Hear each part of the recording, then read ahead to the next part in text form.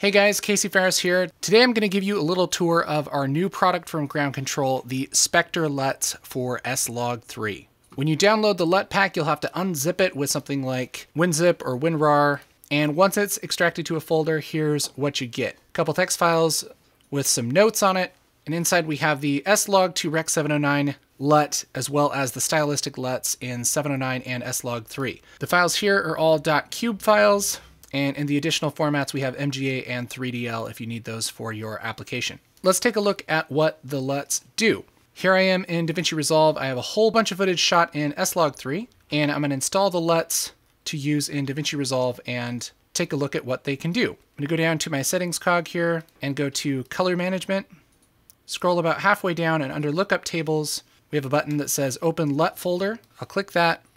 That'll bring up the LUT folder for Resolve, and inside of that folder, I'll make a folder for Spectre and just drag whatever LUTs I want in there. So I'll take the S-Log3 folder, the 709 folder, and my S-Log3 Rec 709 LUT and drag those into that folder.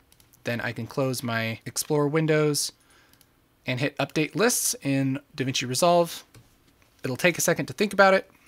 Now I can hit Save, and now those LUTs will be available for me to load onto my footage. Here's how we do that. On any node, I can right click, go down to 3D LUT, and navigate to the directory where I installed it.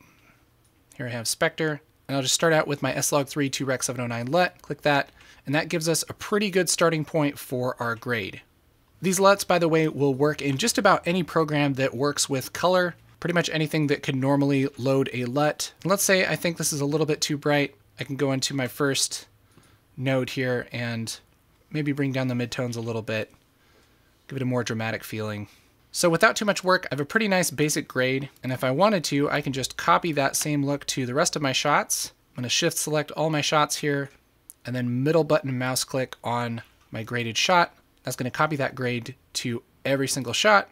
So you can see how this would save a lot of time if you want to get a nice look at what you shot without that really flat S-Log look. This works really well. We also have quite a few stylistic LUTs, which are also designed for S-Log3. So what I can do is right click on my LUT node and switch out this LUT for a stylistic LUT.